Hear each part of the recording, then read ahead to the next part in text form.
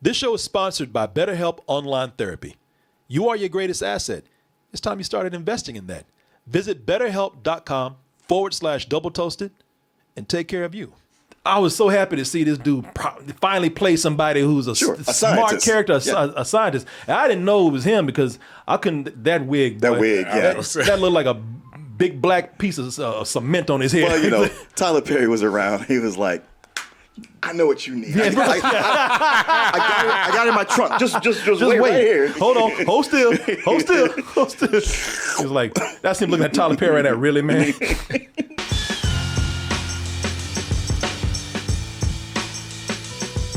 Just got back from Chicago, but we got more shows coming up. So you can catch us in Miami. And then the next day in Orlando, that's going to be January 20th and January 21st. And then you can see us in Dallas, Texas, February 18th. Go to x1entertainment.com to get your tickets. But if you go below, you can get tickets for these remaining shows over here. Netflix, between all these movies that they got, these Christmas movies bringing you holiday cheer, they decided to also keep it a little real and bring you a movie about extinction, death, and just flat out human stupidity. Happy holidays, y'all. I'm just like, wow, y'all, man, you just won. I know people are cynical about Christmas, but goddamn, man. Is this getting a Christmas Day release? Yeah, this is close to Christmas, like the 22nd or something, man. Yeah, this is close to. It's an odd movie to release for Christmas. It's like, damn, Netflix, y'all grinching like a motherfucker, man. Wow, I was like, man, you are really out to ruin people's Christmas with this. Like, I know that people don't like Christmas, but they don't want to have that day ruined. We're talking about this movie, Don't Look Up. Just show you, because y'all like, is that Leonardo DiCaprio? What you mean? Is that fine-ass Jennifer Lawrence? What you mean making me depressed and sad and ruining my holidays? I love those guys, man. With these beautiful movie stars. How can they ruin your day? Yeah, exactly. What are you talking about, Corey? Well, people, we have this movie that is about, as I said, human extinction. Well, life on Earth extinction. So this movie is about a comet that's about to hit Earth. It's about the size of the Himalayas or something. You know, it's a 10-mile wide comet. Think about having to drive 10 minutes to get across a comet if you were going like 60 miles per hour. Right. And I know what you're saying. We'll just send up Bruce Willis and the rest of his oil riggers to blow it up. You know something? That could possibly work, but you forget humans are behind it, and we up everything. And there's a bureaucracy involved. Yes. And this, what we have here with this comet hitting. So what you have this movie here, Don't Look Up. It's a little bit, just a little bit of an allegory about the stupidity that we've seen with the pandemic. And climate change. But I was going to say. Thank you, sir. I'm just trying to be your hype man. It's too much hype, man. That's too much hype, man. Thank you. Take some of the flavor off. I got it, Martin. Thank you. I can take it from here. Okay. I appreciate it. All right. If you think you got it, I'll let you go. Yeah. Nah, you know, when you see me over here, line. Hey, then don't say nothing, right? Yeah. Martin threw a comment into my Instagram. blew that shit up nice, right? Blew that shit up. That didn't make no contact. Martin came in, boom. Yeah. Hey, you were talking about human stupidity. I had to give them an example. Yeah. Well, you got a reason, 2 reasons we shouldn't be on this planet. Blow it all up. Yeah. Well, speaking of, you got oh, Heckle and Jekyll over here. Yeah, I know. But, sorry, mate. Please continue. At least I'm cool. That would have been a day like, God damn it, man, what the you doing? Jesus Christ, Martin. I just roll with things. Boy, I am truly a new person now. Just as happy as I can be. But as Martin said, yes, he was right. Climate change. A little bit about the pandemic, but mostly about climate change. You know, and our choice to stay completely ignorant about it, because stupid is more fun out there. Ignorance is bliss, as they say, and in this case, it's death. And since climate change is something that's killing us slowly. But some people say surely. It's a little too long for this movie right here. So they decided to speed things up by bringing in a comet. You know, where this comet, we have 6 months. 6 months to figure out this problem. And you know what? If humans all work together, we achieve miracles. Like even stopping an extinction level comet. But humans are also dumbasses, and we don't work together for anything. I mean, we're looking at it right now. The pandemic is a perfect example of that. So if a comet comes down, we'll deal. But you're thinking like, well, if they surely see this comet coming, they'll do something together. I'm like, well, hey, y'all seen what happened the last 2 months. Come on, where y'all been? Right. But this is directed by Adam McKay. And some people out there are saying, oh, that guy that did Anchorman? Man, this ain't going to be sad. It's going to be hilarious. It's comedy, right? Yes, it is a comedy. So at least we go out laughing, right? At least we die with a smile on our face. Or do we? Let's go ahead and take a look at this trailer over here for Don't Look Up with Leonardo DiCaprio, Jennifer Lawrence, and wait until we tell you about the rest of these stars that we have up in here. And we'll give our review right after this.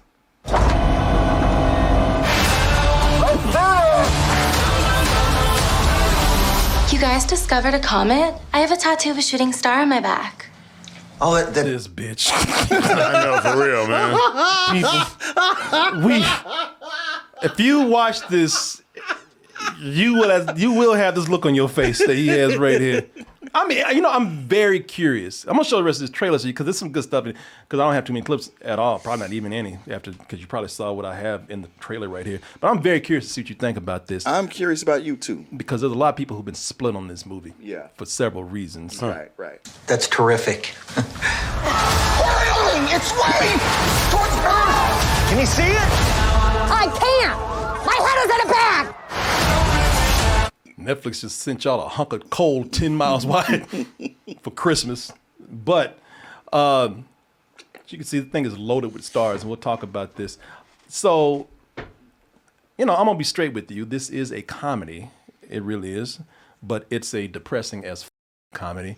You know, this is by Adam McKay. Yes, he did Anchorman, but he's also the guy that did The Big Short. Thank you. And Vice. And Vice. And these are movies that are telling Step Brothers. Oh, that's the most depressing movie he's done. So, man, don't even get me started. Why? I was gonna say, yo, man, because he put me through some shit before. So I know. You try to name all that good shit. Yeah. Man, wow, Martin laughed at me because I hate Step Brothers. I know.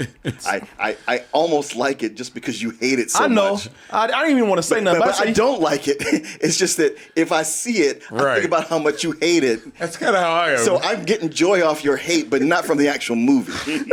Because I can't finish it. I remember you laughed at me about it too because you like Corey, it's bad, but damn, man. you really do hate that movie. No, I can't stand these goddamn man children in here.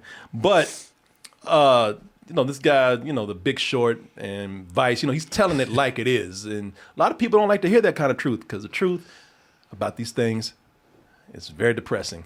And with this movie, listen, you know, this is something that it will depress you, but it will certainly anger you. Whether you like the movie or not, because either it's too real or you politically disagree with this. No one's going to walk away from this movie saying, damn, I feel great. Not at all. No, you know what I'm saying? Yes, I do.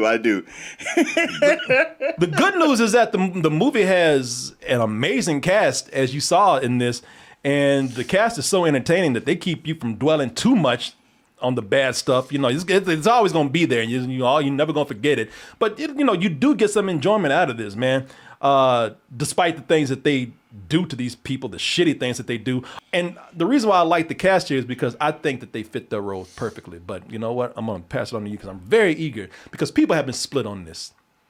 And it's been for reasons such as it's too obvious or it's a little too heavy-handed. We got the message. This is too long. But some other people are saying, well, that's perfectly fine with me because, damn it, this needs to be said. Right. Yeah, you do. You of course, you're gonna have the people who are, you know, pandemic and climate deniers, and they're going to be like, oh great, the liberal Hollywood is trying to preach to us again and shove this nonsense down our throats. Yeah. Then of the other people who do subscribe to those things, you got them going, well, he's just lecturing us, and it's all elitist, and they think that he thinks he's better than us. And then you got people who are like, hey, I like the Adam McKay who did Anchorman and Talladega Nights and Step Brothers, and I don't like him trying to think he's so cool and so smart doing Vice and The Big Short. I personally felt like this movie fit perfectly in that with The Big Short, it's kind of convoluted, not that funny. This one goes a lot more towards being a straight up comedy. Yeah, a satire. It's a satire. This is basically it's the Doctor Strangelove of our time. Yes. Mixed with Idiocracy. And the thing with wow, that's a great way of putting it. Yeah, and with Idiocracy, when that came out, that was, it says like 55 years in the future, and you watch it, and you're like, this feels more like 10 or 15. And by the time Trump became president, you're like, shit, most of that stuff they were talking about in there is real. Yep. The basic belligerent ignorance, like not just being ignorant about stuff, but being belligerent about it. Yeah. And with this movie, willfully, yeah. Yeah, willfully. And now you watch this movie, and the allegory for COVID is there, even more so than the climate change. But you watch it play out, and it's a very funny satire, but it hits so close. It's like it's almost not even funny. Yeah. And then by the time it gets real, it's just straight up depressing. That's the thing with this movie, man. I agree with you 100%, is that this movie's treating it like we are truly treating these situations, whether it be mostly the climate change here or the pandemic or anything else, man, where we just democracy being taken away or whatever. What it's doing is that it's all fun and games. We're all laughing. We're laughing. We all want to be distracted. We all want to laugh. We want to continue to laugh until it gets to that point where it's serious and it's too late. It's too late then. And that's what this movie does. You sit up here laughing, and you just totally ignoring what's going on here. And by the time the depression stuff rolls around, you almost feel like an asshole for laughing. Right. Because it's like, man, what was I? This is for real. You got Leo and Leonardo DiCaprio and Jennifer Lawrence. You on first name basis with him now? We talk sometime, man. See, I don't want to brag, man. We boys, but gotta blow up dog in his face. They don't believe us, Leo. You would have cut out. One day they'll see. They'll understand, but right now you're all mine. But I have a signature on this restraining order. I call him Lee actually, but Leo, Leonardo DiCaprio and Jennifer Lawrence. They played two top-notch astrologers right here. One's about to get their PhD. One's already got about 5. Tenure professor. Tenure professor.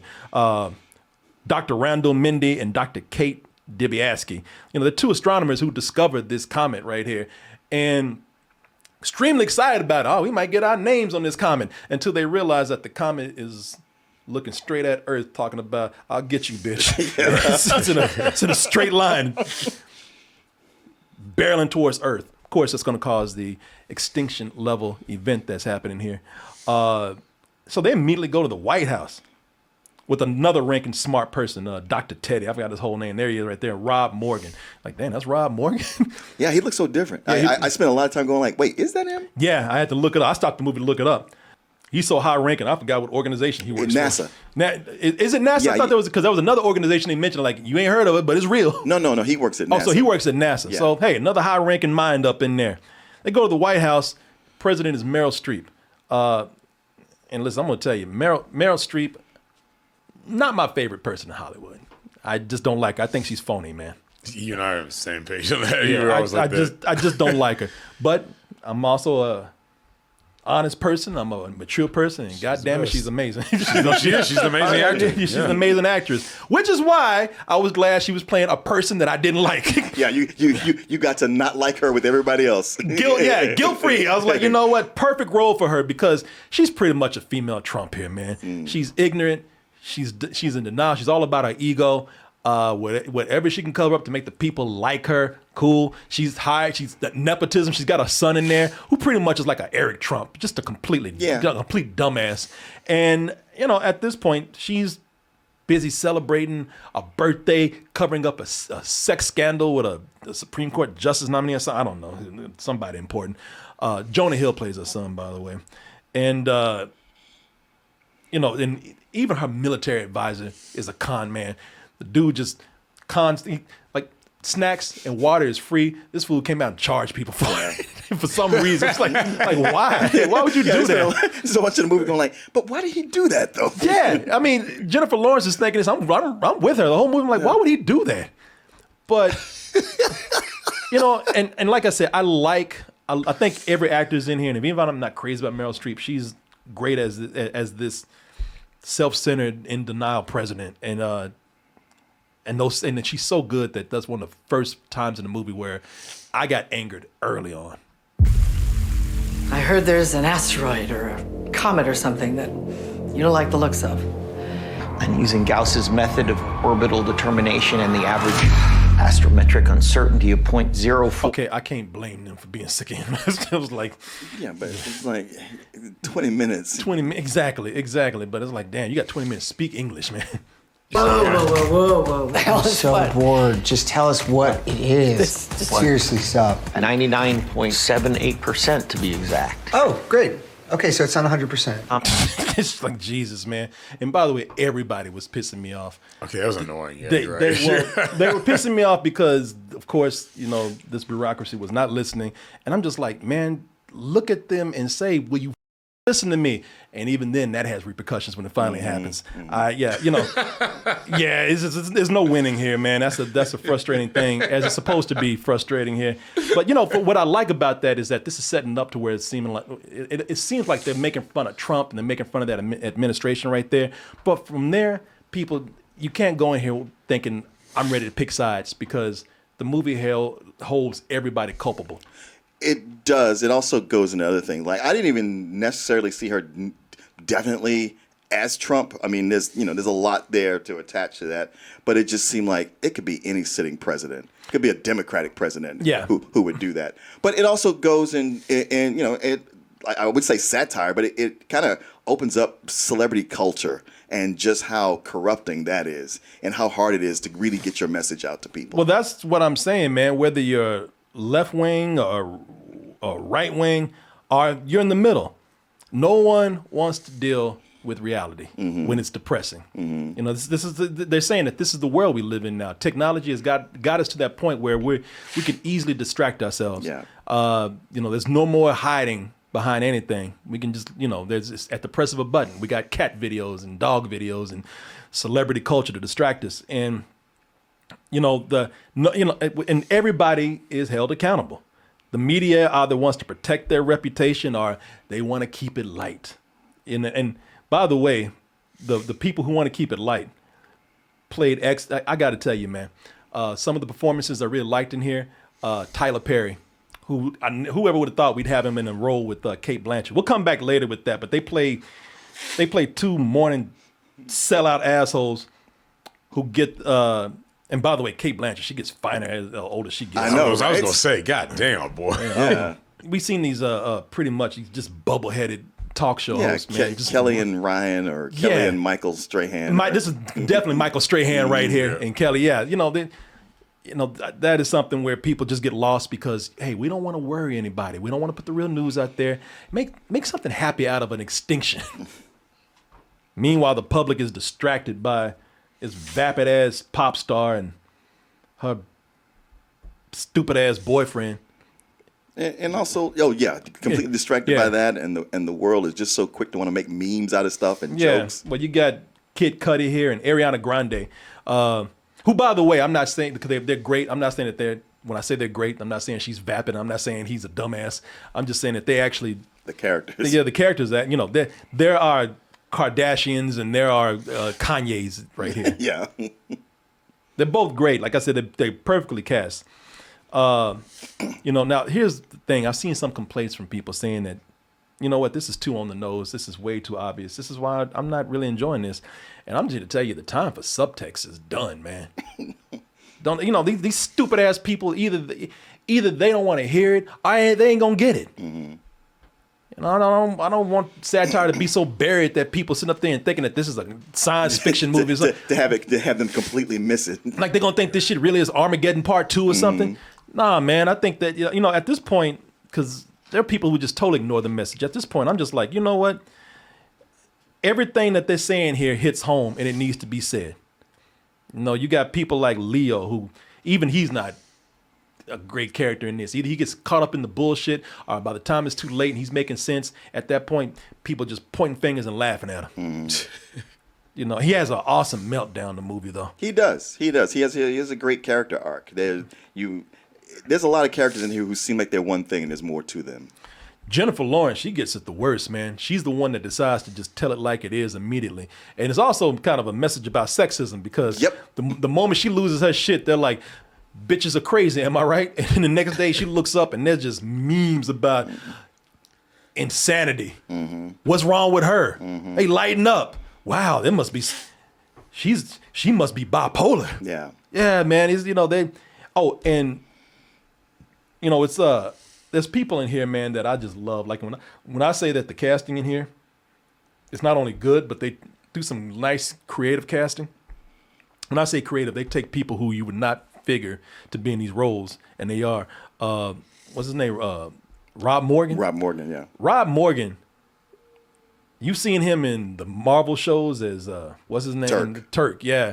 You see him in a lot of things where he's playing like old black, like slavish black, street black, prison black. I was so happy to see this dude finally play somebody who's a smart character, a scientist. And I didn't know it was him because I couldn't. That wig, yeah. That looked like a big black piece of cement on his head. Well, you know, Tyler Perry was around. He was like, I know what you need. I got it in my trunk. Just wait right here. Hold on. Hold still. He was like, that's him looking at Tyler Perry right now. Really, man? And speaking of Tyler Perry, man, Tyler Perry is very good in this. Yeah, he is. He really is. There's he just needs other people to write for him. Yeah, he's actually a great actor, man. And him and Kate Blanchett are perfect together. This funny though, because there's a moment that he picked up one of those mugs and I was like, ain't no water in there.